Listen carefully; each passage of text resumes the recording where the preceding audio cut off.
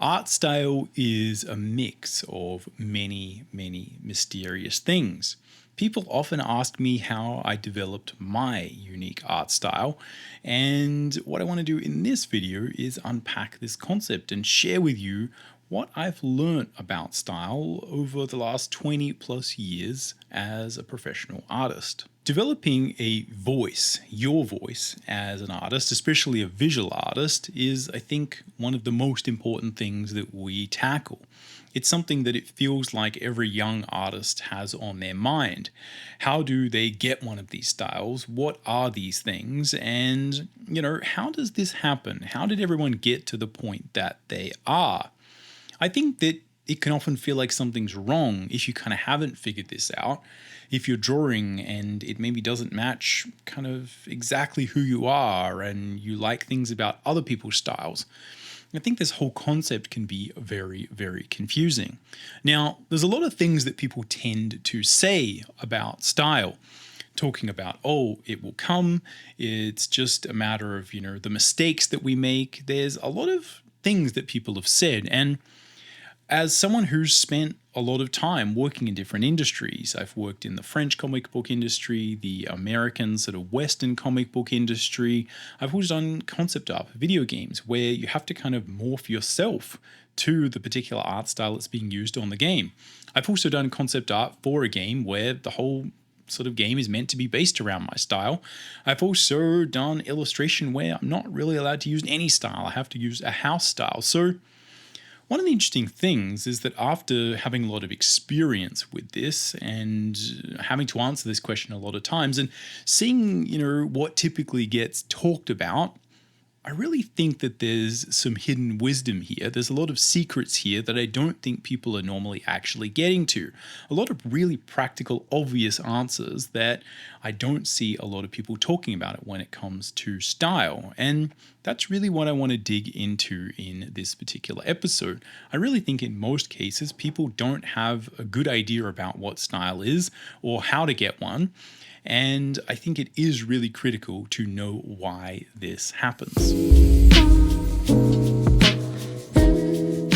All right, welcome to the Visual Scholar Podcast. My name is Tim Mcburnie. I've been a professional working artist for over 20 years. And on this show, we're all about demystifying the worlds of art, creativity, and productivity so that you can get better faster and enjoy your creative, artistic journey. All right. So firstly, what I want to talk about is the wisdom of style and try and address some of the common things that are said about style.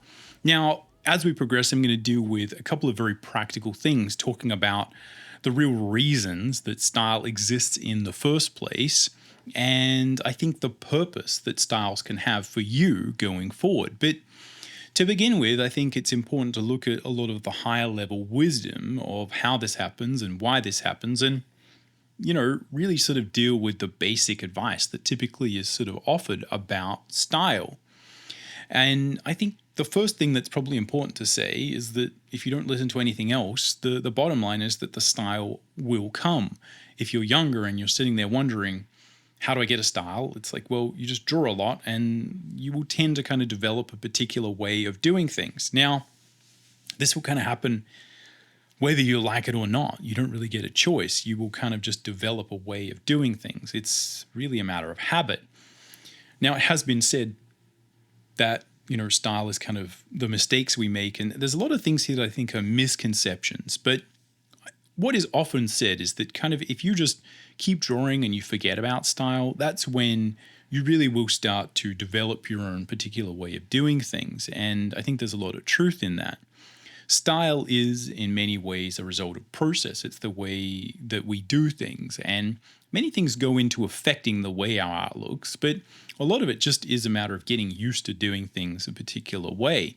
And I think if you kind of just understand it from that case, from that perspective, I think it, can be really, really useful to just relax, not worry about it too much, right? I think there's certainly, something to be said for that. Lots of things will influence your style, but the bottom line is that, I think the problem is here, people kind of tend to dance around this issue of style because it's something that's often asked early on.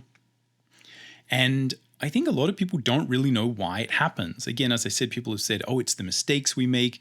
People tend to view, the style and your artistic ability kind of as this like precious little thing, and you just kind of got to nurture this plant and let it grow. And there's a lot of these kind of metaphors. I really feel like there's a lot more we can say on this that to me just seems very, very practical. So if we just look at that first set of wisdom, right? For me, I was, one of these people. I was wanting to find a style, and I really had developed a style before I even knew that it was happening, right? You will develop one of these things. You will kind of tend to pick up ways of making lines, of using color or patterns, habits, just things that you kind of have done over time. And, this is really what I would sort of consider that personalized level of style, where you just kind of have a way of doing things, and this will tend to sort of progress over time. For instance, one of the things that, a friend of mine who's also an artist noticed is like every line I make is a curve, right? Every single one. I'm very sort of curvy and flowy in the way I've done my art, and it's kind of always been that way. Now, I can draw in a more angular way, but some people will literally draw straight lines, and even when I'm drawing in a more angular line, in a more angular style, I still have curve and sort of movement to the lines that I'm creating. We're all different in the way that we make these subtle adjustments, and the way your hand moves, the very, very minute personality traits that you project into your art just by probably some low-level personality. Are you angular? Are you aggressive? Do you like to put a lot of energy in? Do you kind of pick at the page? Are you rough? Are you detailed? There's a lot of these things that kind of you can't really change about yourself. And I think this is often what we are kind of talking about when it comes to style or feeling or personality, or really kind of nurturing your own way of doing things. And for me, I would be talking to someone, and I remember distinctly saying, like, I don't have a style. I'm still trying to find my style. And they said, this was another quite experienced artist, they said, yeah, you do. Right. And I was like, well, show me a piece of art that is my style. Because I was like, to me, they all look different. And he was like this. So he showed me a piece of my work that he said was like explicitly representative of like something was very typically me. And I just looked at that, and I had no idea what he was talking about. I was just like, I kind of see what you're saying, but mostly I still don't have a style. And this was, a good, 5 or 6 years into really studying art properly, right? And just being at that point where I was almost getting professional work. I'd sort of already had a job and stuff, but I was really trying to build myself up and get particular types of jobs and really build a career out of it. So, it took me a long time to even get to the point where other people would be able to identify my work just based on like the things that I were doing, the subtleties of it. But obviously I think, there's that element of it, but I think people tend to emphasize that aspect of style more. And I think there's a lot of other things that go into the way that our art looks a particular way.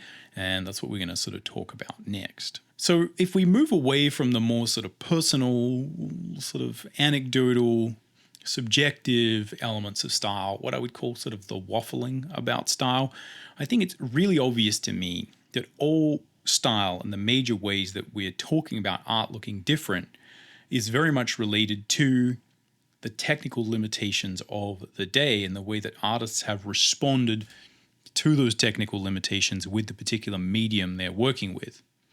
So if I give you a burnt stick and a brown paper bag, you're going to be able to draw with that. But the trick is, how do you respond to that medium? What does it do well? What does it do poorly? If I give you a bit of charcoal, what are you going to do? If I give you a 2H pencil, what are you going to do? If I give you just India ink, what are you going to do? If I give you pastel, what are you going to do?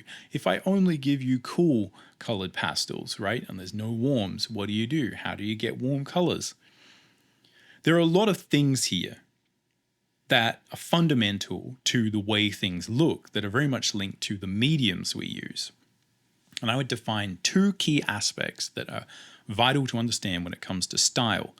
The first is the technical limitations of how we actually create our work, and the second is the technical limitations of how that work is reproduced insofar as it is reproduced.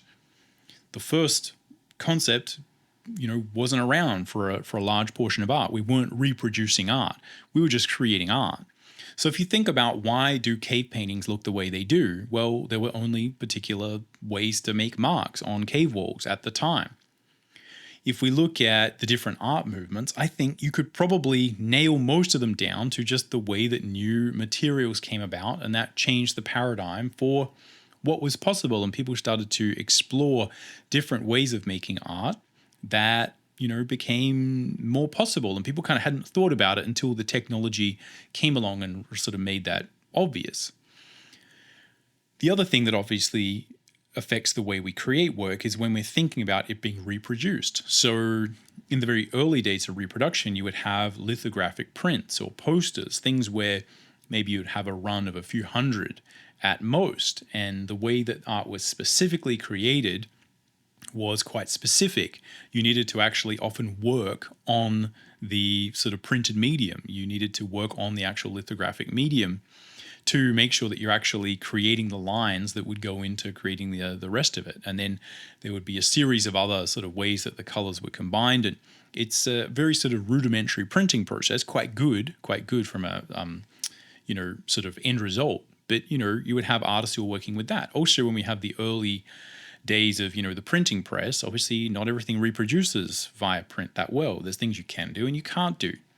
And this idea goes all the way up to the concept of something like video games, where you see the style of art and design that tends to be created for video games is very much based on the way that people would perceive low poly models and the way that the shapes function. So a lot of design gets filtered through, hey, what will work when we've only got 200 polygons to create our monster characters? And even today, where look, we've got maybe like 60,000 tries or something like that to create a character or more, sort of infinite if you're really thinking about the modern sort of game dev character pipeline.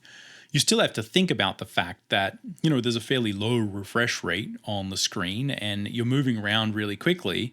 And if you're just kind of fighting a whole bunch of people in an old battle, you probably can't tell what's going on. You got no idea. So we create these video game scenarios where we have very obvious characters, right? So this is something that people used to do, is they'd have a heraldry and you'd have military uniforms, because a lot of these video games are inherently militaristic. You're floating around trying to fight a whole bunch of different people. The problem you would have is you don't know who's your enemy and who's your friend. It's fundamentally a problem when you've got a visual chaotic situation going on. I digress, but not that much, because this is fundamentally an issue of how visuals respond to real technical limitations. You needed to have uniforms and heraldry to tell where you were on the battlefield. This is fundamentally a problem. Video games, similarly, are often a really sort of action-based event. You can't really tell which are the bad guys, which are the good guys, and which particular bad guy you're even fighting if everyone kind of looks the same. So we make them very big. We make the differences between them big, sizes, shapes, proportions as much as possible, so you can tell who you're fighting and how you should fight them. It's a fundamental way that the technical limitations of what is happening very much define what it looks like. Now, let's look at some more specific examples, right? Because I think this is fundamentally a major aspect of why things look the way they do and why pretty much all style that people are really talking about exists and how it manifests. If you look at tonalist painting versus like Impressionist painting, the Impressionists came after the tonalists. So you have your Rembrandts and these people who kind of figured out the technology for how to paint light, and make these great scenes where it really felt like, wow, I'm looking at a painting that is representative of reality, right? I've got all of this stuff happening in here. I can really feel the light. And when you look at a Rembrandt, that's what you're thinking. It feels like there's light in there. Now, the reason that there's not color or any other things is because it was a lot harder to actually mix and, get more color in there with the particular mediums. But it was a lot easier to work with black and white, essentially. So a lot of those paintings are kind of black and white plus a little bit of color. They're essentially tonalist. The primary way that you view them and think about those images is through the light and dark, the light and darkness, the chiaroscuro, the contrast, the way that we are defining the form with light. Now, if you look at Impressionism is where we start to understand that you can define form via color and the color differential. So you don't necessarily need to define it by light and dark. you can define two planes of a form, or the light and the dark shadow, not with tone, but with color. The shadows are blue and the highlights are orange or a warm color. And if you look at your Monets and your other kind of experiments with the idea of Impressionism, it's an experimentation of representing the world differently. Now, I would say the primary reason that you were able to do this is, yes, because people are creative, but mostly because you had more colors. You, at that point, had more technology and chemistry to create a wider variety of pigments with paint and, to combine them in different ways. And it's this experimentation that people started to play around with, and probably materials were cheaper, right? It was easier to start messing around a little bit more. In a similar way, if you look at something like Alphonse Mucha's work, right, the classic Art Nouveau artist who drew all those kind of, amazing, beautiful women with the flowy hair, flowy clothes, all the flowers. The reason that you have the beginning of that line and color style, which again is special to me, that's the same kind of thing that I do now, although I do it for a different technical reason. But back then, that was probably one of the few ways artistically you could get a really good lithographic print. I don't know the ins and outs of it, but if you really think about the way that art was created, it was often created so it could be reproduced. So these things were for advertising, commercial art, they were for film posters, operas, and different bits and pieces where you needed to print. And what you find is line and color tends to print really well versus painting. It's a lot harder to do a lithographic sort of reproduction of a painting that's sort of tonalist, but you can kind of define, here are the lines, here are the colors, right, and create a whole bunch of different plates and sort of, work it that way. So you can see that people developed styles and ways of working because Mucha was a very, very talented painter, and he could, for sure, paint. That style was very specific. He did amazing large-scale paintings that were, super next level, as good as anyone else that has ever done it. So those were a choice, and they were a choice because of the technical limitations. Similarly, if you look at your golden age of illustration, right, your N.C. Wyeths, your Howard Pyles, Leyendecker, Rockwell, again, all of these people who were working sort of early on in the idea of illustration, where we're reproducing paintings for commercial purposes. Again, similar to Alphonse Mucha back in the day, but we probably were dealing more with offset printing in this case, because you had these mass market publications, newspapers, magazines, much more advertising. Not just like one or two posters for classic opera, where probably not that many were printed, but mass scale printing on offset. And probably in this instance, what you understand is like that printing technology is not that good. If you've ever printed, you know that it's often not as good as, the original thing that you were creating. And you can imagine back then, the technology was really not that good. So what you have to start to do is to think about what is a style of creating art that will survive that reproduction. We have to think more graphically. We have to think about really strong composition. We have to do that anyway because we're doing advertising. But it is the technical requirements of the printing that changed the way people actually created art. When you look at the way art was printed, often you would have line work would be printed. And one of the things you notice talking to people who used to create line work back in the day for either newspaper strips or early comic books, if you've ever had an early comic book, you notice it's like this is why they call these things the pulps, right? The paper was really garbage and pulp fiction and comics and newsprint. And if you had too many fine little details in your lines, guess what would happen? They would basically get printed and then they'd all sort of mush together because the paper couldn't actually hold that much detail. It was too rough. Newsprint is still like this, although it's gotten better.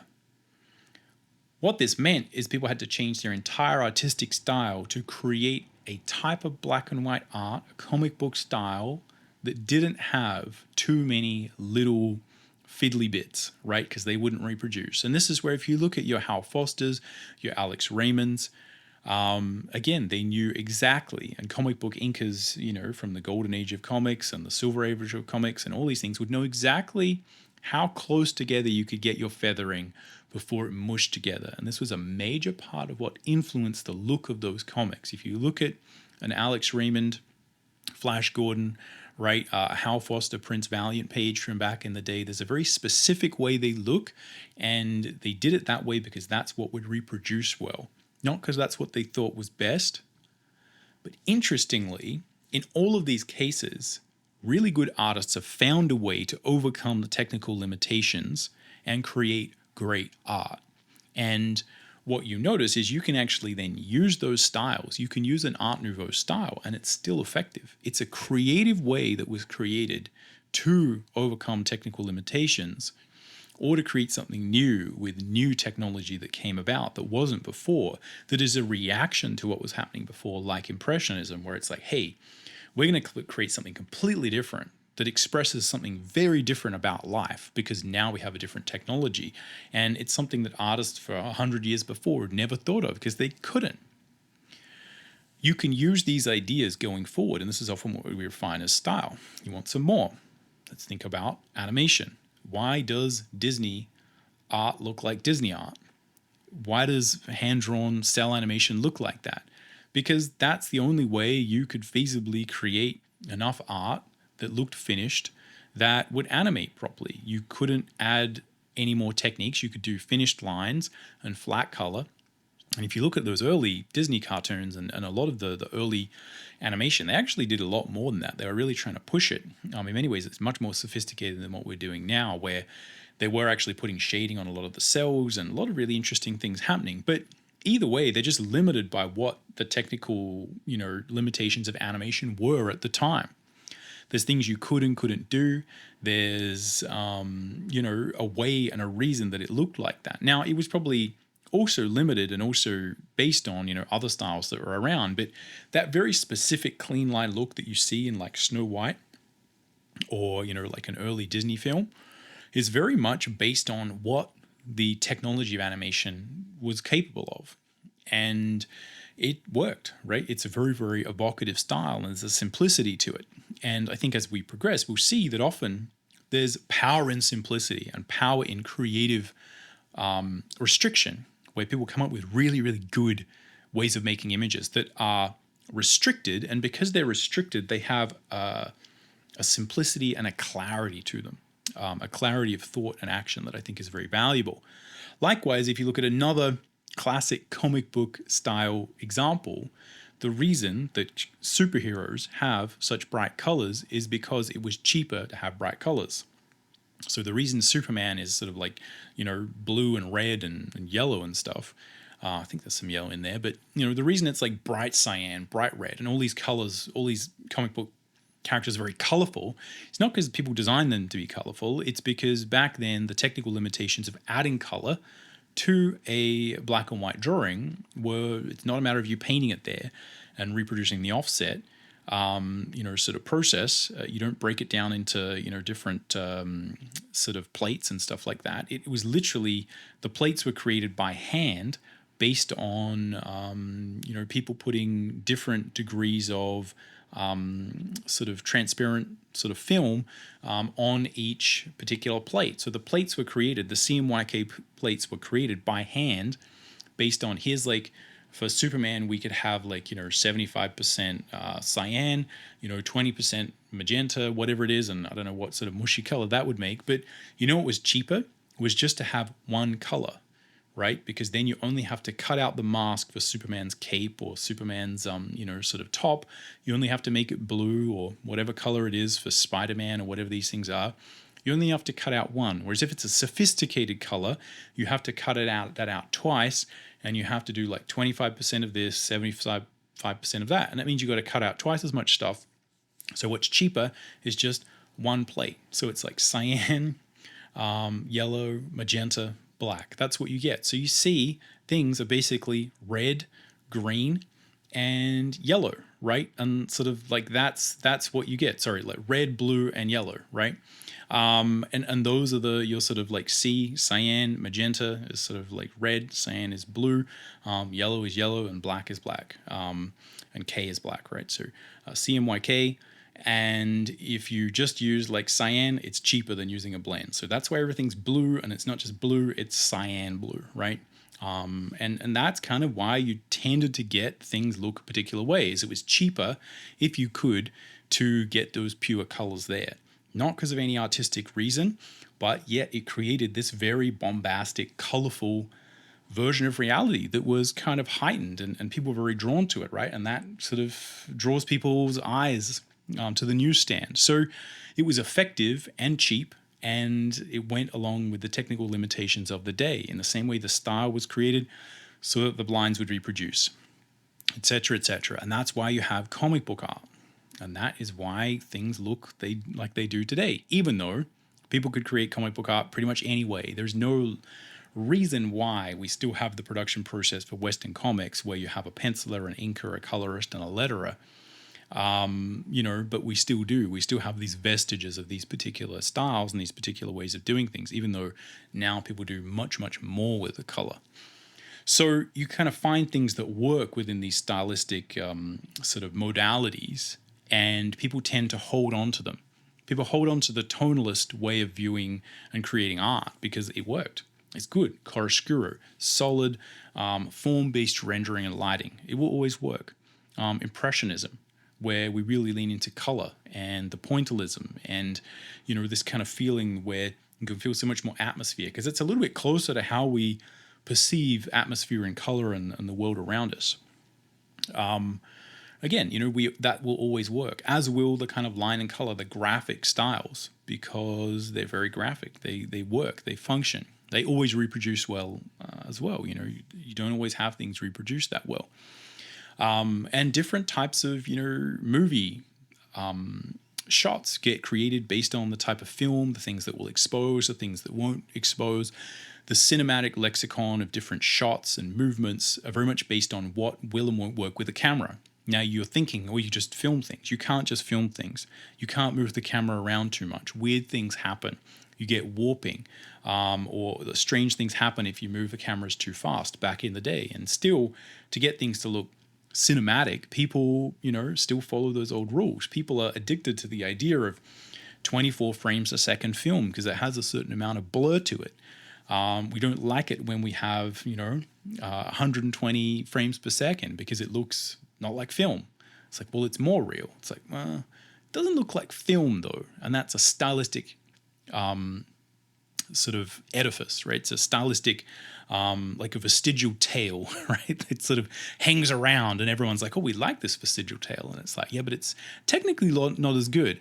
Again, people argue over these things. So that's a long way for me to go to say what I think is very simple, which is that the way things look and the styles you're often looking at are either directly based now in a technical limitation that we still have, or they're based in a vestigial sort of technical limitation that developed a particular style in the same way that Mooker's lithographic work or, Action Comics 1, where Superman, the look of that comic is defined by the technical limitations of the day, in the same way that we developed a real strength in vignette style illustration, graphic shapes, like really strong images that would survive being crunched down a little bit by terrible offset press, from the 1910s, 1920s.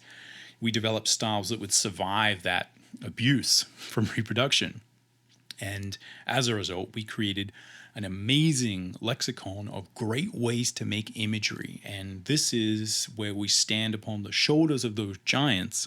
And now we can kind of pick. We can pick from those things that existed, because the trick is that when we simplify things like that, magical stuff happens. You get these, again, really strong illustrations, things that can survive print. If they can survive print, they can survive kind of not really looking, too closely at them. They're very strong imagery. Again, we find the power of line and color from a reproduction and a graphic representation of the world. These things have a feeling to them that maybe at the time felt like modernity and modern technology, and look at this. But now we realize, looking back at them, that there's a particular feel to that style, to old school animation or modern animation or comic books. And or again, the way video games looked, or the way like pixel art used to look is another example. And we're saying, what, even though we can do something different now, there was something special about the creativity that people used to overcome that technical limitation. there was an artistry there that made it pure. Pixel art is the most ridiculous frickin' idea there is. Right? It's like you can use them for pixels now, guys. But I mean, I love pixel art. I think it's fascinating, and people will still create and buy and enjoy really deeply these simple, silly representations of the world, because in some ways it's better. In some ways it engages more imagination and it reminds people of things. But there also is a purity to where maybe if you are not, of the age where you played a pixel game when you were young, you still might like it because it has a particular look, it has a particular aesthetic, as does low poly games, right? The graphicness of them. We can do more now, but should we? And what does it say when we do less about the story we're trying to tell? What does that do to affect the intent and the purity of the artistic vision of the artist who is using that style? And this really brings me to the last point, which is that I think when we think of style, we need to think about it beyond this concept of, oh, it's the mistakes we make, oh, it's the little things we do, oh, it's just your personality. No, it's not. It's not just your personality. We're often picking styles that really speak to us, and that's kind of what people are saying. We're looking at someone's art and we're saying, why are you doing it that way? How do I do it that way? How does that work? Like, how do I get to do it that way? And I think the reality is that the style is there now, insofar as we are above that technical limitation, which in most cases we are.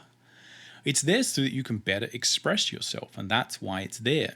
That's what's interesting about it. Now, that should be kind of obvious, but I think often what I notice in students is it is not obvious in their practice. What they're doing is often drawing in a particular way that is, again, this vestigial tale of why something was drawn a particular way 10 years ago, 100 years ago, and they don't know that. That's fine, but what you also have to understand is particular styles are good at doing particular things. Animation and the simplification of animation exists so you can animate things. When you draw in that cartoony Disney way, or when you draw in, an anime style, there's a simplicity to it, and that allows it to be redrawn, and that allows you to be very expressive. If you're not utilizing the particular benefits that a style provides you as an artist, you are not properly utilizing the style, and I think it is useless. It's not expressing anything. So you might have a wide variety of styles you can choose from, but it's not just a matter of saying, this is my style. It's a matter of saying, this is the style I have chosen to represent what I think is true about the world. And there's a number of things that you could view as being true about the world, right? Is it a matter of movement? Do you want to be able to redraw these characters and draw them a lot? Do you want to be able to draw them, quickly? Do you want to be able to really focus on the squash and the stretch? Another interesting stylistic affectation that people don't often notice is people say, well, why do comic book characters often have big hands, big eyes, big mouths? If you ever tried to draw a comic, what you notice is, if you are drawing similar to your classic Alex Raymond or Hal Foster in the traditional comic book style in a realistic manner, it's quite hard when you're drawing small to draw a lot of expression. And I think this is why you often have these Disneyfied styles, these manga styles. Why are the eyes big? Then you can read the expressions on the eyes even when the character's small. Why do we have big hands in a comic such as Asterix? Or why does Mickey Mouse have big hands? It's so you can express with the hands, so you can still draw them. Because often, they're pretty small. If Mickey Mouse had, proper sized hands, then you'd be fiddling around trying to draw them on the cell. Similarly, if Asterix had tiny hands, you wouldn't be able to express them quite so much on those small panels. And they would be harder to read. The reason that the features get bigger is so you can read them. The reason the characters get compressed like that and the way they're designed that way is because if you draw comics, what you notice is when you start to draw these kind of specific comic book styles, that it really, really works. Okay? It really, really works to have something that is in that particular style. And you will draw something like that, And then you'll say, wow, let's just do it this way. So what am I talking about here, and why would you take on a particular style? Well, you might think that dynamism is really important, that action is really important, that cool shapes and aggressive, interesting stylistic ways that characters look is important. Now, that's if you choose that type of style, right? If you choose a very action-based manga style, for instance, you have to understand that the reason that style often exists is so you can draw cool action. The reason superheroes exist and those designs look that way is so you can draw people punching each other in the face. The cape exists to show motion, right? It allows you to make things look dynamic. The reason that something like, again, Asterix exists or Tintin exists, these simplified styles, is so you can really exaggerate the proportions and make it really clear that people are acting. It's almost theatrical, right? You can see people's hands moving from, far away, even though they're small on the stage. They got stage makeup on. It exaggerates all their features. That means that you can draw a particular, thing. And I think if you're not working in that particular medium, or you're not trying to get that particular thing happening with that style, then you're missing the point. You're not really using the style. You're just kind of picking something. And it's so important to understand that, you need to get this right. The thing that I often see that people don't understand is like, you can have a very awkward style and that tells and expresses exactly what you want to say about the world. You can have a naive drawing style and it will allow you to tell stories and do things that you just can't do any other way. But what you sort of can't do is have a cool style, a hip style, a modern style, and then really kind of delve into, horror, for instance. I think that the way you draw a horror comic has to be quite specific to the way that style is going to work. You will typically find that people who are actually good at really scaring you, really creating horrific work, they have a particular art style, right? And it's not like Disney. Disney will never really be that scary. It's just not possible. You need to draw in a particular way that's going to be able to, make people feel things with the subtle way that everything's drawn, the amount of detail that's used. And these are the things you need to understand. Often what people do is, again, they pick a cool style with lots of angles, lots of dynamic lines and things. And yeah, boom, what happens? They try and draw something that's, has a lot of emotional impact, a lot of sort of real personal moments. And it can be tricky to do that if the style you're using isn't there to actually be able to do that, if that's not actually going to allow you to express those things. If you're using a lot of color, then, you need to express a lot of color. If your line is about light and dark, you need to get good at, chiaroscuro, at film noir, at utilizing the light and the dark, the black and the white. If you're doing a clean line style, again, your work should be very much about color and the expression of color, because that's the whole point of it. These are the things that I think people often don't express enough and they don't think enough when it just comes to like saying, oh, this is just my style, this is what I'm saying about the world, these are all my mistakes. There is a purpose and a utility to a style that will allow you to express yourself in a way that is not possible any other way. As you create a world in a particular motif and you express yourself through it, what you're creating is a different version of that world that can only exist with your style. You're saying something that's very interesting and unique. And it's the way that we create these worlds that can only exist within an artistic style that gives our work value and power. So you must lean into a style. You must understand why it existed in the first place, how you're using it, whether you're cutting against the grain, and how to get the most out of your style. You want to draw cool, angular, you better be drawing a lot of kinetic action scenes, right? You're drawing in a naive way. You better be telling, potentially naive stories. You need to be telling something that is sophisticated, right? That has emotional impact, that's real. It's often hard to, tell a particular story if you don't have the style to go with it. In the same way that you don't want some directors, directing an action movie, and you don't want some, directors directing a romance. They just don't have an eye for that subtlety. And in that case, there's no artistic style at all in the first place. So matching the style and picking it and really thinking about it is important. It's not just mistakes. It's not just the personal style. Really thinking about what a style does and how it expresses the world is critical. If you pick right, I think you're going to be able to really express who you are as an artist properly. All right, hopefully I've rambled along enough about style. I feel like I could talk about this forever. Let me know down in the comments below whether this stuff resonates with you, whether this changes the way you view style. I'd be really interested to know, again, how this kind of lands for you, and whether you have thoughts that, are different about kind of style work, how style works. But let's, dig into some takeaways to think about, okay, that's some information, but what do we do with it? Okay, for an analytical takeaway, I think what we can say that's really simple and easy to sort of apply is that things look a particular way because at some point that artistic style was created with a lot of technical limitation. Now, I think that's important to understand because it'll give you insight into why that style is the way it is.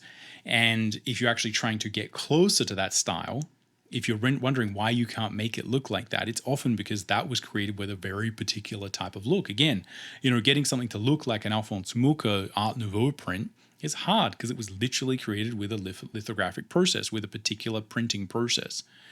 Whereas, something else is created a different way. It can be hard to create pixel art without using, a pixel art program because sometimes they allow you to, do things in a particular way. I don't know much about any of those things because those are not styles that I actually work with. But the key here is to understand that there is often wisdom within these styles where technical limitations that are placed upon artists who are good, who develop strong creative solutions to them, often develop subsequently very unique things and unique takes on the world. There's a strength to Golden Age illustration that is hard to replicate because those artists needed to make it strong. And you can always draw from that. So you're kind of taking these things that really, really worked well and that were battle tested, artistic styles and visions of the past that were really, really well refined. And you can take them and use them today as you will, not necessarily for the fact that they overcame those technical limitations, but because now they say something that can't be said any other way. If you want a really simple bro version of this, I would say all you need to do is create the art you want in the medium you want, and pretty much most of the rest of the stuff is going to take care of itself. If we look at really practical takeaways, like what can you actually do, the first thing to do is really think about what you want to do with your art. Are you trying to create originals? Are you trying to reproduce your art in some way? And what is important about those particular mediums? Are you creating literally comic books that are printed? You'll be surprised the degree to which these old comic book styles still print better than, someone sort of painting in a concept art style. One of the things you'll notice about concept art is it prints really poorly, often mushy gradients and things that work well to express an idea for how something should work on film or in a game studio where you have HDR that's going to really sort of bring out highlights, is that they just print terribly. You don't have highlights. You've just got the white of the paper. And as soon as you mush too many colors together, you hit the ink limit of the paper, it all goes brown and mushy, and that's it. Game over. These things look terrible. A clean line style, with flat color is one of the simplest things you could ever do. It's almost ridiculous in its sort of barren simplicity, but it prints really well, still prints really well. And what you'll notice working in those industries is like there's an appeal to doing what works. Think about, again, video games. There's a reason concept art looks a particular way. It has a purpose. It has a reason. Again, we could go on, but really think about what do you actually want to do with your art? That will actually define much of the style that you actually choose. It's a real pain, as I've personally experienced, trying to use a particular stylistic motif in the wrong industry. For instance, just as an example, the line and color style is not editable. You can't really fiddle with it at the end. A painted style is a lot easier to tweak at the end, especially a digitally painted style. One of the things you'll find is from a process standpoint, a lot of the value you give doing commercial illustration in a painted style is that you can change it and tweak it. You get to the thing, you finish it, you hand it up, and they're like, we don't like this expression. Can you move this arm? Well, if it's digital, you kind of can. You probably shouldn't. It's not the best thing to do, but you can. Whereas with a line and color style, it's very challenging to move. You often have a whole bunch of layers. It's very hard to maintain the surface of the painting, of the image, moving it around. And it's, often with painting, You can just kind of use the warp tool, mush things around a bit, and bam, it's done. It's a lot harder to do that with a line and color style. So, trying to do that as an illustrator is a little bit cutting against the grain. We're no longer working with what the limitations of the medium are and the requirements of working in those particular things. But if you are doing comics, it's probably one of the best ways to get a lot of really highly polished finished work done quickly. It still is. Even though we can create art a million different ways, old school line and color is still probably one of the most effective ways, again, to get a highly finished looking image that prints well and do it quickly. So in a similar way, if you're working in games, you got to be like, oh, let's work the shapes. Let's really figure out design. Let's make things recognizable, work with iconography. And that's going to be a big part of the style you use and the style you choose. In a similar way, it was once said that putting an extra button on a Mickey Mouse character would cost some absolutely extreme amount of money for the entire film in a Disney production. And it's the same with comics. If you design a video game character for your comic book character and it's got a million details, you are just going to have an absolute nightmare redrawing that thing. Simplicity works in some mediums. Now, those are just some very broad examples. But, for instance, when you're doing originals, the surface of the image, the surface of the painting is really important. Getting the final thing looking exactly right is critical. There's a million different things that go into you thinking about, what am I actually doing? What is the actual purpose of my art? And how do I maximize the quality of that thing? Now, insofar as you can choose a style that does appeal to you, it's really important to choose one that does express something about what you think is important about the world, right? Be it bright colors, mood, light and shadow, simplicity, complexity, detail, texture, pattern. That these styles say something and that you think that thing too and you really use it. It is a tool for you to use, and if you underutilize it, then it's just kind of, oh, that's just my style. It's not something where you're using that style to say something important that people actually care about. Lastly, on a spiritual, philosophical level, really, I'm just going to continue my tirade when it comes to just understanding that fundamentally you kind of just got to let it happen. But let it happen within creative limitation. Creative limitation is what created a lot of great art styles. And if you really think about what mediums you want to work in and you just kind of let yourself play, you may even come up with some unique solutions that add to the great pantheon of artistic styles. And this is really how you're going to find ways that you really express and work within a particular medium.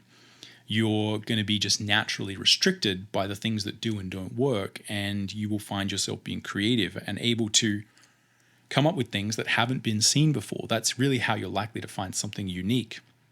Not through searching for it, right? Not through trying to make it happen. It'll happen through repetition, hundreds and hundreds of hours of doing it and just playing around and seeing what works.